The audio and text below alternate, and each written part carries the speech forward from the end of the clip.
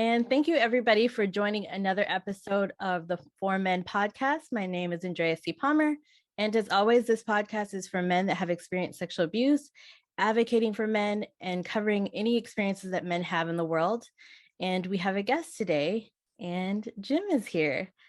And I really appreciate Jim's time. We are talking to each other over Zoom from far, far away. Where are you at, Jim? A little town called Keighley, north of England. Yes. And I think if Zoom and these things never existed, we wouldn't be able to connect and meet incredible people like this and connect and talk about such an important topic as male survivors. Yes. So I appreciate you being here. And Jim, you are in a group of men who are also survivors and you are all supporting each other. What is the name of the group? It's called Stand Up for Male Survivors of Sexual Abuse. It's a peer support group. Peer support group. Go. We don't have to talk. As the analogy, what one of the lads come up with is, you don't have to tell your story to be part of our group, part of our book.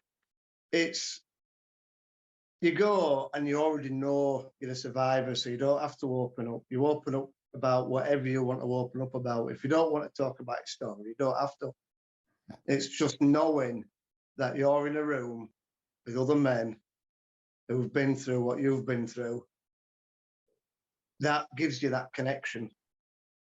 So you don't have to open up and talk. You can talk about how your week's been, how your day's been. You can talk about whatever you want to talk about. It's just knowing that that connection is there helps them, knowing that they're not alone.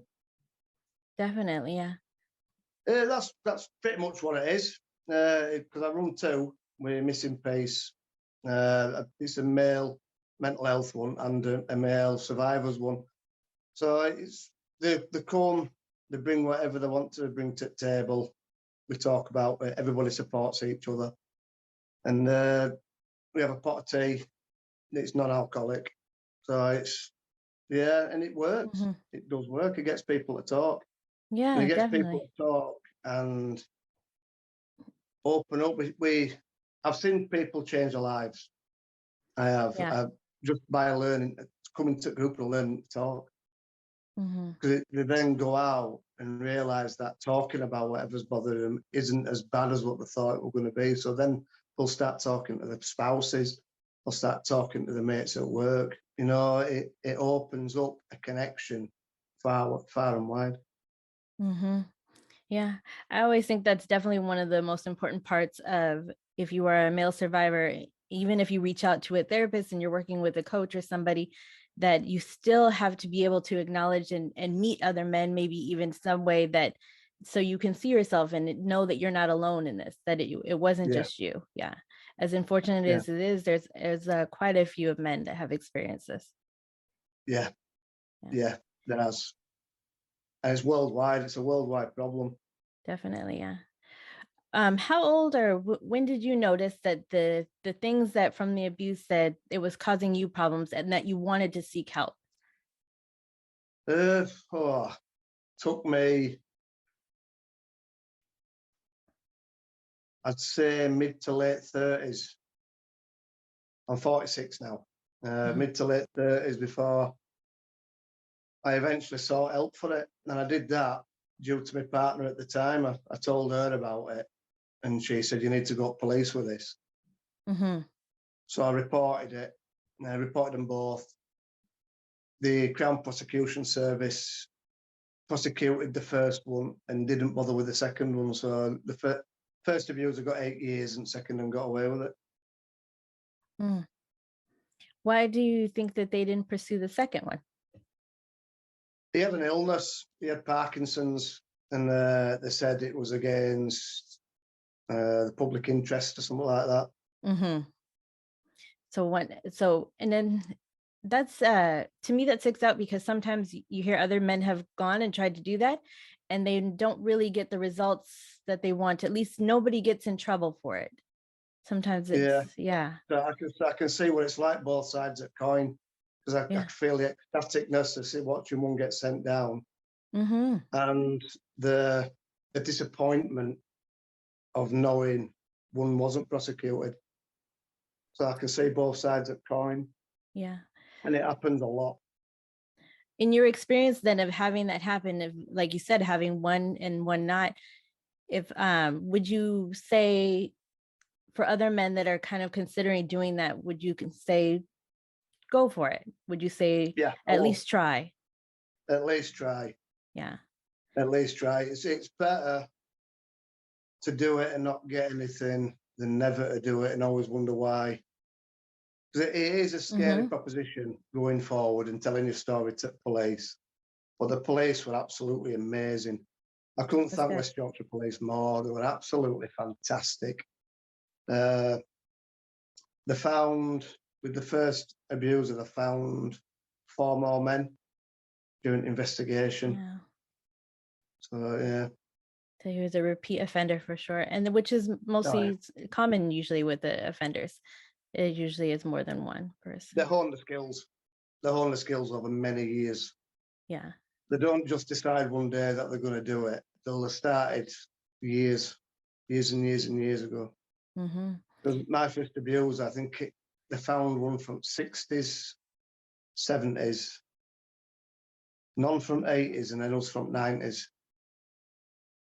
Yeah. So it'd been at it a long time. Yeah. And now one is no longer in the public. They're yeah.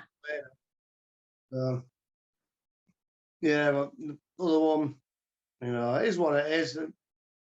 I was gutted when I got that letter to say they weren't taking it any further. I was gutted, like anybody else would be. Yeah. But I moved on from it, you know, and it is what it is.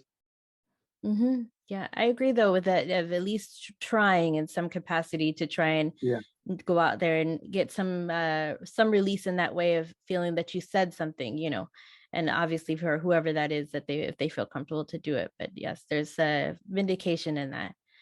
And well, I remember when I first went, and police officer said, "We get loads of people coming in, and some just want to tell the story, leave it on file, and go again." And then they've released it. Then they've spoke about it. You know, they've like taken it out. Some want to take it all away, and some just want to tell somebody, you know, and then don't put it on file, don't take it to court or nothing, and then just go again. They just, and I do a very similar sort of thing with my page. I've been supporting people since 2014. Started on Facebook, and then I started peer support groups, and then I left them too. Started the gyms, stopped the stigma, moved into Missing Peace to volunteer with them. And it's the same sort of thing what I've had. It's some people ring me, tell me the story, and that's all they want to do. Some people ring me and ask me how to report it. And, you know, some people don't. And like I got a message on Saturday night thanking me because someone had gone forward, reported it, and their abuse had been sent down for 7 years. And then they messaged me to say, you know, if I hadn't seen your story, I would never have gone forward with it. Oh, yeah. So it gives you a warm feeling. Yes, it does, because that's what these are so important. That's why that group that you're in, this, you know, these things are so important for that, to just give somebody else that idea that you've done it and I can do it too. Yeah, Definitely. In the process of doing all of that, and that is work to can be there for others and hear their stories too. How do you kind of take care of yourself? I struggle at times. I do at times. I have a good bloke I can go chat with about anything and everything. I've got good friends, and well, I work full time, so that keeps me busy. All this support network, I'm a volunteer, do it all in my spare time. I work full time, so that keeps me busy. I've got my lad. You know, I see him 3-4 days a week, so that keeps me busy. So although I do struggle, I don't struggle like I used to struggle. I don't use coping mechanisms anymore. I live by rules with alcohol, So I don't drink when my lad's here. I don't drink when I'm working. So that keeps it down to like 1-2 nights a week. So I can't overindulge. I don't touch Like, drugs anymore. moderate I kind don't of. use that. Yeah, moderates it. You know, I live on my own, so it's peaceful. I have a lot of things in place that I use. Yeah. Now, did you kind of establish those yourself, or when you were kind of reaching out for help and things, did someone else kind of help you establish those things? Pretty much figured it out myself. Mm-hmm. I did a lot of therapy, psychotherapy, did a bit of CBT, counselling, EMDR. I did all them. I did a level 3 counselling course.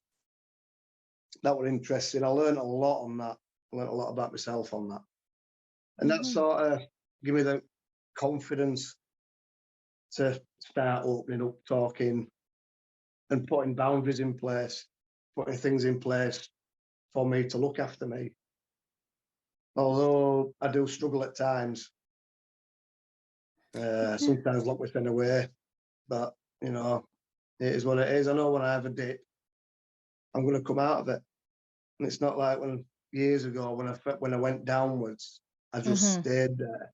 I know when I go down, I'm going to come up again.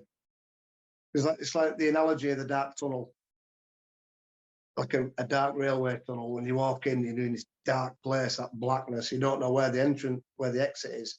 Yeah. But that exit might just be around the corner. It might just be a couple of foot in front of you, but you can't see it.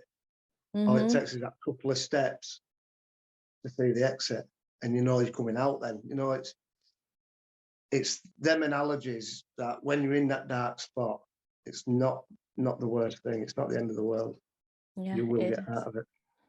I like that. When It's you're the at rock knowing. bottom, when you're at rock bottom and you look at that ladder, all you can see is up. I like those, definitely. Yeah. Mm. If anybody wants to get in touch with you and connect with you, or even if they're in your area and they hear this, how can they find you? Well, I've got my Instagram page, Jim Stop the Stigma, and you can also find me through the Missing Pace, which is spelled PEACE, and they have a website, Facebook page, and Instagram. And I think he's just started on TikTok, but I don't understand TikTok. I have no idea how to use it. I do not either. And I am not on TikTok. But yeah, Missing Pace, Wellbeing and Support. Yeah. They're a fantastic group. It does. I definitely see you posting and you guys are all connected. So I think that's a great thing. It's so important. So I will definitely add those things to this post. Wherever I put the video, I'll put Jim's links in there so that if somebody wants to find you, they can do that easily. And yeah. And my last podcast question, so I asked everybody, what does it mean to be a man? Oh, you think at a 46-year-old I'd know how to answer that, wouldn't you? No idea. I have a few personality disorders, so I struggle with who I am anyway. Trauma's made me that way. But I hadn't even got an answer for it, to be honest. Yeah, I think that's an answer in itself, though. You know, we're figuring it out still, even at 46. You said, it's still figuring it out.